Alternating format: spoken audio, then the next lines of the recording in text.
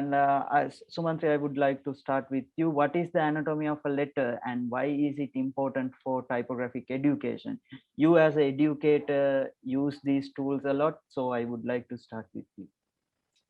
Okay, so this is quite close to me. One is also because my whole overall main research is based on the anatomy as well. So I would like to define the anatomy as a system. It's not just because every time we say anatomy of script or anatomy of type, we always think about part of the letter. So why I say that is, if you move on to the next slide, I have a few images here. So why I say it's a system is like these are examples of Devanagari, Bengali, and Arabic, and of course Latin.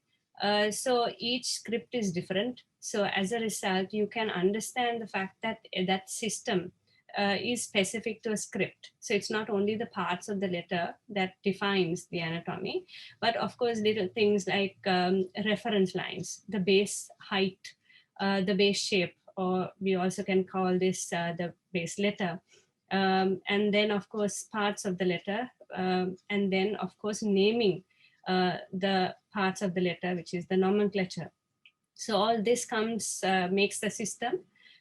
So like for example, with the study, I've understood that we can actually, Sinhala can be brought in or can be stated with, because it's quite similar to Tamil as well, because both our scripts are sitting on the baseline rather than it is hanging. So while it sits, of course, we come across our ascenders and descenders. And another aspect is the fact that the per height, which I've actually borrowed from Udaya from his research, which I've learned that, of course, there's nothing called X height in Sinhala.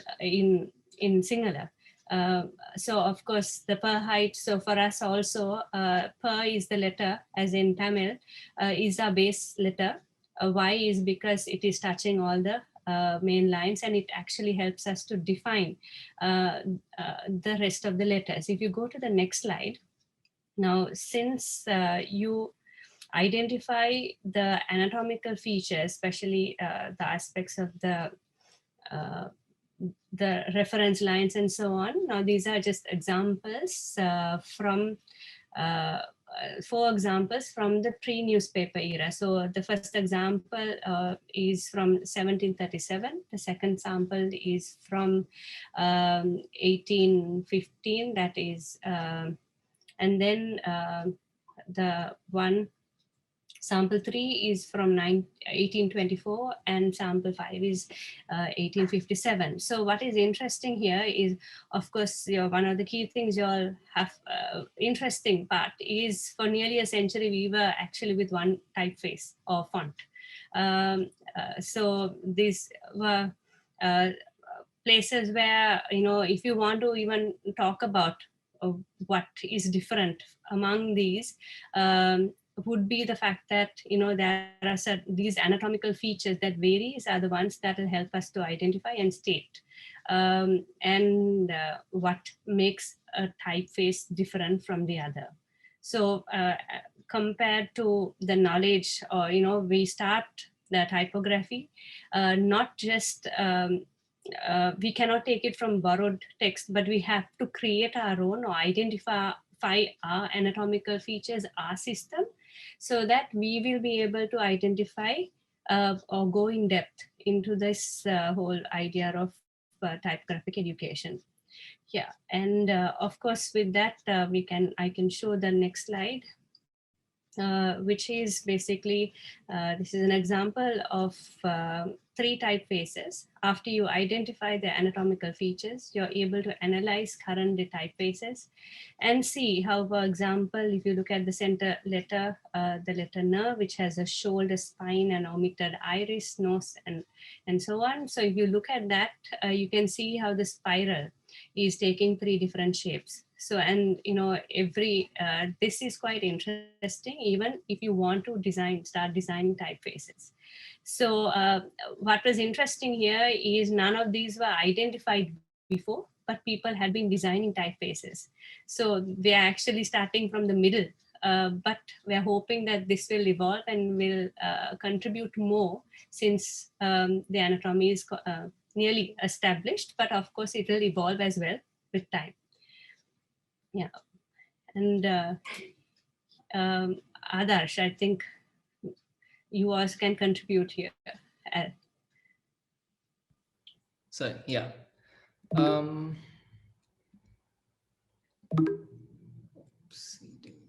yeah. So yeah, the anatomy of a typeface helps us pay attention to the granular, and that's what type design is about, right? It's about fussing over the little details. So allow me to steal Mr. Eliot's thunder by quoting him right now. To name a thing is to acknowledge its existence as separate from everything else that has a name, to confer upon it the dignity of autonomy, while at the same time affirming its belonging with the rest of the nameable world, to transform its strangeness into familiarity, which is the root of empathy. To name is to pay attention, to name is to love. Parents name their babies as a first non biological marker of individuality amid the human lot. Lovers give each other private nicknames that sanctify their intimacy. It is only when we begin naming domesticated animals that we stop being animals and became pets. And this is pretty much, this sums up why we name parts of letter forms. It's in a way our way of getting closer to our own script. And nothing exemplifies this better than the efflorescence of Latin genres in the market out there. You have everything from Carolingian typography, calligraphy to neo-grotesque fonts these days. And people get up in arms when they have arguments about what is grotesque and what is neo-grotesque. And that's what type design is about. It is about splitting hairs. Every little detail counts. Um, I mean, just in the last 5 years, I think we have about 4 interpretations of the same model of typeface. So it's not, and they're all distinct. So it's not just that there are separate models and there's one typeface per model, but every model allows for exploration within it.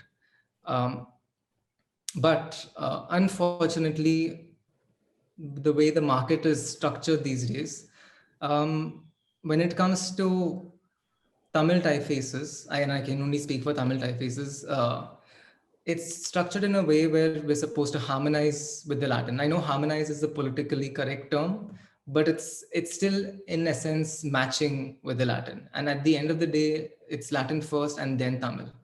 And when that happens, all you're left with are 2 categories, which is modulated or monolinear. I mean, there's nothing else that there's no other category to put Tamil into. And this impoverishes not just a script, but it is a reductive way of viewing our own history. For if you take, for example, just monolinear forms over the last 500 years, you have palm leaves, you have the first book ever printed, Doctrina Christum, you have the types designed by Lutheran missionaries in 1722. Then you have monolinear types, monolinear text types by the British in the early 19th century. By middle of 20th century, you have monolinear text types. And by the aughts, you have companies like CDAC and Srilipi coming to the fore with a number of monolinear Tamil typefaces. So it's not, and they're all very distinct models. As you can see on your screen, you can't conflate one with the other. They're all distinct models, and there's much to glean from that past. And of course, this is not counting handwriting and street typography as a source of inspiration. Um, and more importantly, what this does is when we acknowledge the plurality of our sources and when we pay attention to the details, we also uh, develop a discourse. We foster a community, we foster a discourse.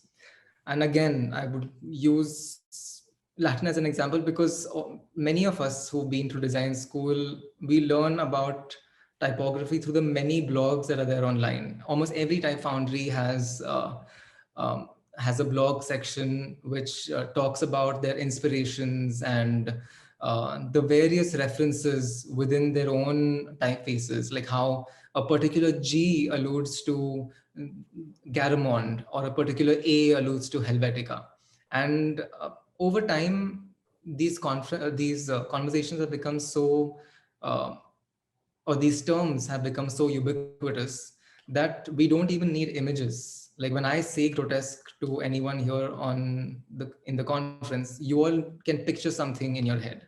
But when I say imagine the uh, the 1722 or the palm leaf manuscript model, or the model model from the Swadeshi type foundry, like no one will know what that's about, because we've just slotted it into this one category called monolinear typefaces.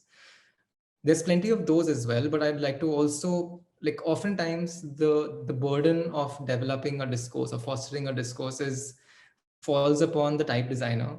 But more important than the type designer is the typographer. As you can see in this example, this is a screenshot from the Font Review Journal, authored by Bethany Heck, who is an excellent writer and a reviewer of Latin typefaces. I mean, imagine that you have a person reviewing Latin typefaces like they were movies. And it's not just that she's reviewing what she likes and doesn't like, she's constantly comparing and contrasting them to other typefaces that are similar. And this is what builds an intertextual discourse. And what would be important is, once the anatomy uh, becomes common parlance in conversations of Tamil typography, I would expect a lot of designers in design schools to be fighting over what font is their favorite font or why they hate fonts, even if it's my font. Like, but there's at least a conversation there. And right now, all that exists is, does this Tamil match the Latin? So on that gloomy note, I'm going to give it to Udaya. Thank you, Aadarsh. Yeah, I also often have such kind of a questions. Even I question my own students, why match to Latin? Why not Latin match to Tamil? Yeah, so yeah, that's it's always going to be a discussion, point of discussion. So thank you, Aadarsh. And so for me, anatomy refers, I'm just going by the classic definitions. Sumanthri has already mentioned, anatomy is actually more than a parts of the letter, it's a system. But I thought I should also put this simple definition so that it just continues with what Sumanthri has said. And why I put this is because Sumanthri is, and of course, have nicely put his slides on Sinhala. So there is not much of an analytical definitions right now that is existing. So I think we require people to kind of identify these parts and kind of name so that it becomes a common vocabulary for all the type designers, not just type designers, but also any kind of communication designers to kind of use these terms and use them to their advantage in their own design work, in the professional practice. So I think naming this anatomy by parts is very essential in our local scripts. Yeah, so in our native scripts, to speak. So yeah, so for me, yeah, it's just the parts of the letters. Yeah. Next slide, please. Yeah, so so I kind of try to kind of define this. So this is an example for parts in Tamil script. Of course, it just shows the joinery details and the direction of writing. Of course, there is a lot more also is being defined. It's just one image which kind of shows about the parts of these two particular letters, ka and nya. Yeah. Next slide, please. Another important part which anatomy plays is that it impacts the legibility of a letter. Yeah. So this is one major aspects that that is tied up to the anatomical features of any particular script. So this is something which I wanted to kind of explain through a small exercise. So I'm just yeah. So in the next few slides, just hold on, Aadarsh.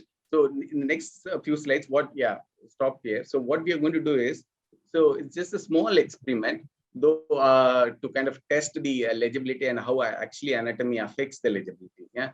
So what you're going to see now, right now it's a blank screen. So there will be another immediate screen which will just flash for a second. There'll be a word shown. It can be anywhere in the screen. So I want you to identify that particular word. And then what happens is after that, we will show you this two words, and you should tell which word that was shown. So of course, the letter that is going to be shown now will be in a fraction of a second. So please pay attention to the screen. So let's see how anatomy actually works. Yeah. So Aadarsh, go ahead. I hope it works. Did you play? I did play it. Oh, should I play it again? Oh, I could not see it. Is it, just let me know if you've seen it or it's missed within the blink of an eye. Oh, yeah. I played it thrice now. Okay, maybe the audience has seen it. So yeah, if No, you, we haven't seen it. Oh, you haven't we yet? didn't. Okay. No, I'm gonna try playing it slower. I'm very anxious right now, that's why. I just saw. Yeah. Okay. Can the audience post on the chat whether you guys saw something? Yeah. So now move on to the next slide, Aadarsh, with the two words. Okay.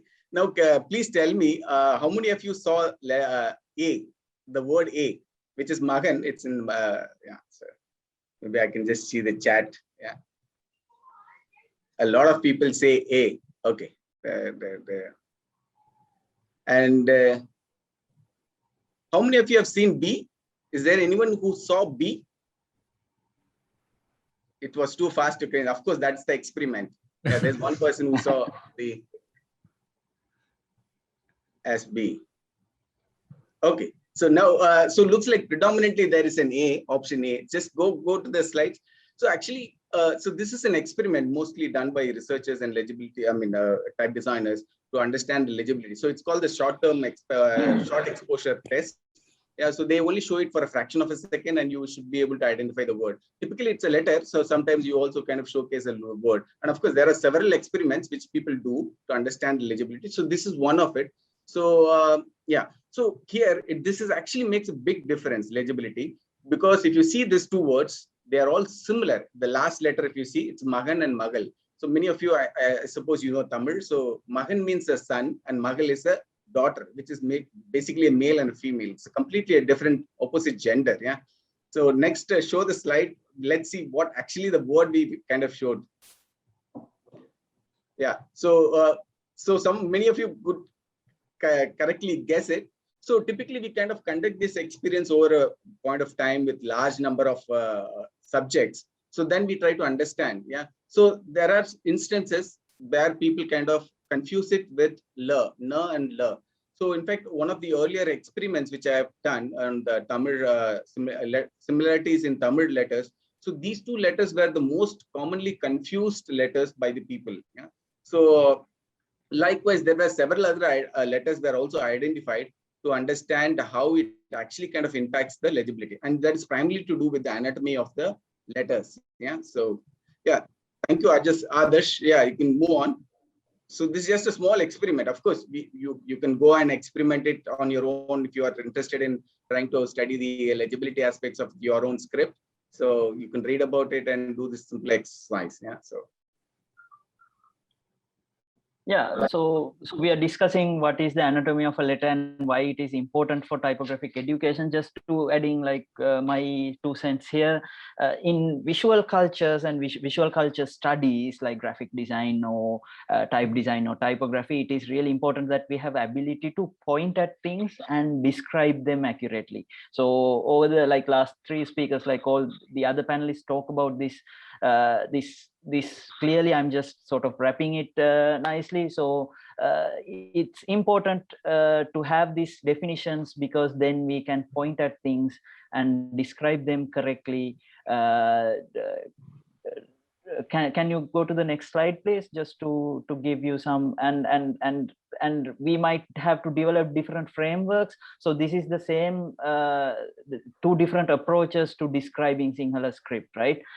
One is looking at the details and details of it, which Sumanthri developed one of the projects. Sumanthri developed in one of the projects, and one on the top is another sort of interpretation, another framework to describing the same set of letters. So just like different scripts might develop their own vocabularies and systems to describe letters. Inside the same script, we might have different approaches in describing, because each project might require different approaches. Each study might require different approaches. So this is same as any other subject, right? Psychology has different ways of looking at the mind and different schools of thought. Just like that, in typography and type design, we might develop different frameworks. And next slide, please. The other main element is things without names disappear into the void. This sort of connects to what Aadarsh was talking about earlier. Naming something means accepting its existence. Next slide, please. This is a really interesting case. On the bottom, you see two different representations of the same character sequence. Da letter, the Sinhala letter da has two different forms. It takes a subscript forms. So the subscript form, alternative subscript form of the letter da was the standard form back when Ola leaf writing was happening, and then in the early printing as well. But because of the limitations of the legacy fonts, this completely fell out of use. So we wanted to bring it back and allow users to choose between these two options. And one of the first and earliest things at doing this was naming this scenario. We providing a name to this specific behavior, so we can talk to other people and tell them, okay, this feature is missing in this font. So font developers, type designers, and everybody can talk about this specific feature. So this is the importance of developing the nomenclature, developing terms, developing ideas. Yes, I think that wraps up. Anything to add, guys? I think that's right. Okay, Nicely summed up. Yeah, thank you. Yeah. Yes. Let's move on to the next question then.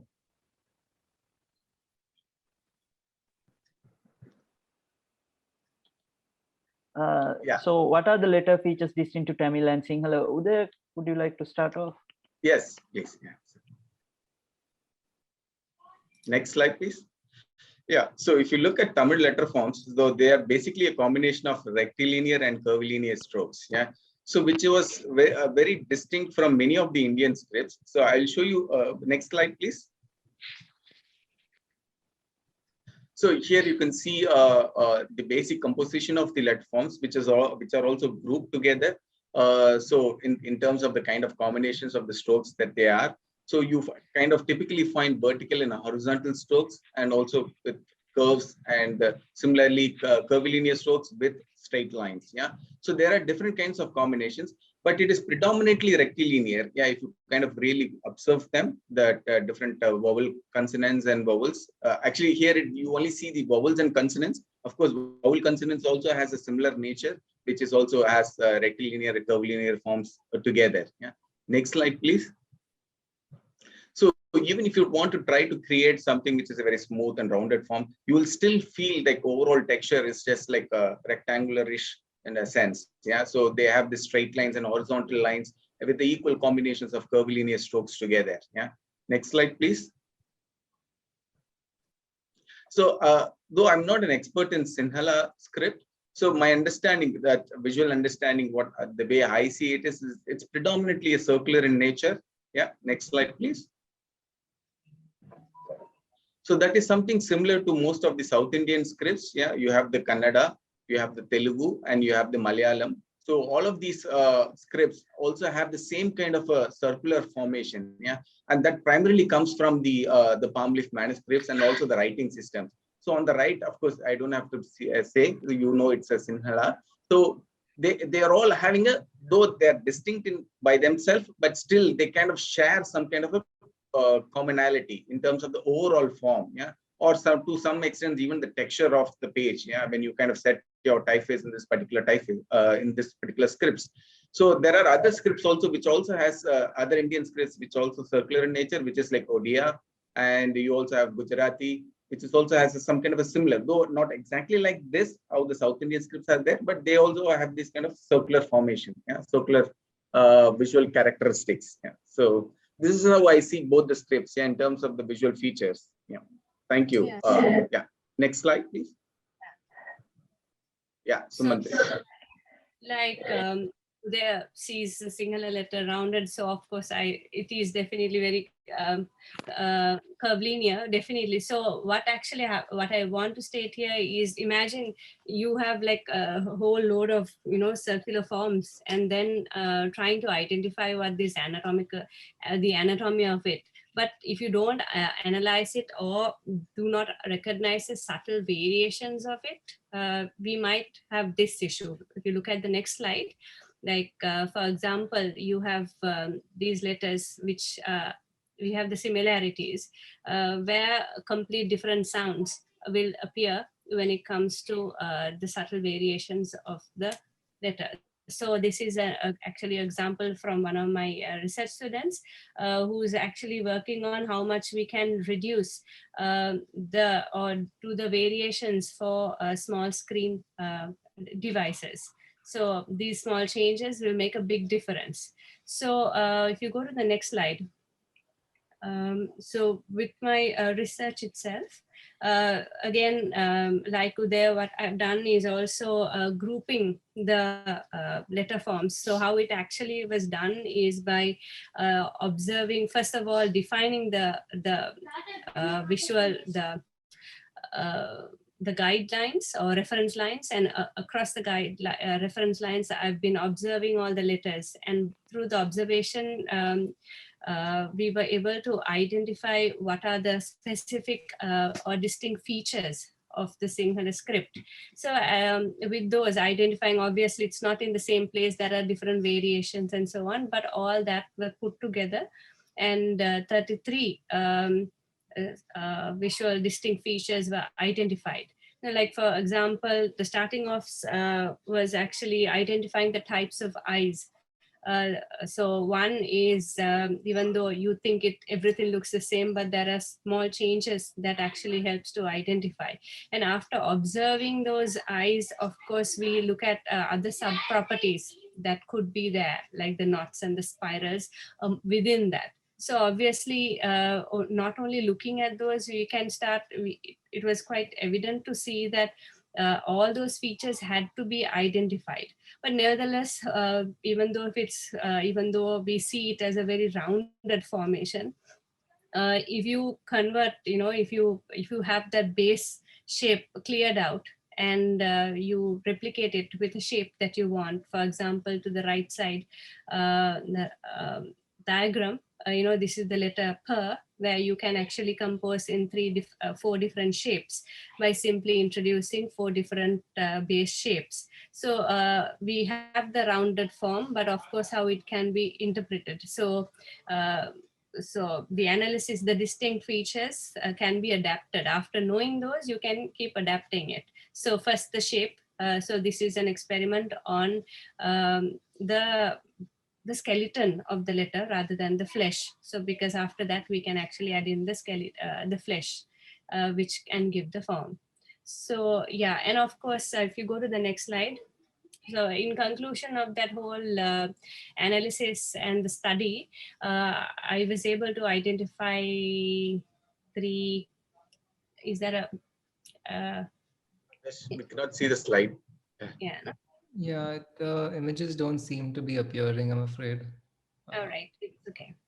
Okay, so anyway, we have 33 visuals, which anyway we will see at the latter part of the presentation also. So yeah, with that we can actually, yeah, Pathum, your thoughts? Oh yeah, I think that slide is moved to the last question, isn't it? Yeah. Yeah. Cool. Pathum?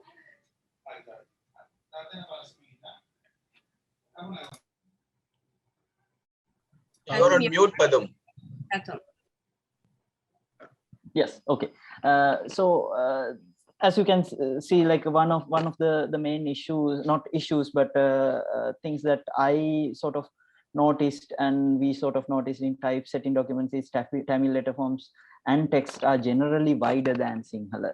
So in generally, relatively Tamil letters are wider, and because of this, when the same text appear in both languages, either translated or transliterated, Tamil is most times Tamil will be longer and wider. So this is one of the challenges that we face in Sri Lanka when we are typesetting multilingual documents, especially long form documents. We can manage print documents and stuff like that. In digitally, it doesn't matter, but it's about managing the space. As you know, in Sri Lanka, all official documents and especially signage are required to be in Sinhala, Tamil, and English, or all three languages, because Sinhala and Tamil are two official languages of Sri Lanka, and English is the link language. Can we go to the next slide, Aadarsh? So because of this, you see this kind of, especially in hand-painted signage, you might see this kind of creative solutions where Tamil is compressed and congested, whereas Sinhala is starting to look bigger. So in hand-painted signage and stuff like that, you see like this, where it's not high stakes, it's okay, I think, but when it comes to official signage and high stakes signage like highway signage, next slide please. This is a bit of a problem. As you can see, weaving distance for this, weaving threshold for these signages, it's different for like recognizable distance for these signages. You might recognize the Sinhala before the Sinhala. The weaving distance for Sinhala is much lower, and for Tamil it's much higher in this case, because it is actually smaller, because the Sinhala text is longer. The designers have made it, compressed it, and try to cramp it in. And these are some of the photographs taken from official signages, and in a way this signage is actually not adhering to the regulations, because it's not giving the same level of importance and the readability and legibility to the text. So this is one of the challenges as designers that we face, as typographers that we face, and as type designers when we are developing multi-script and multilingual typefaces for Sri Lanka. This is something that we are contemplating on how to solve in Sri Lanka. Yes, so that's my bit about that.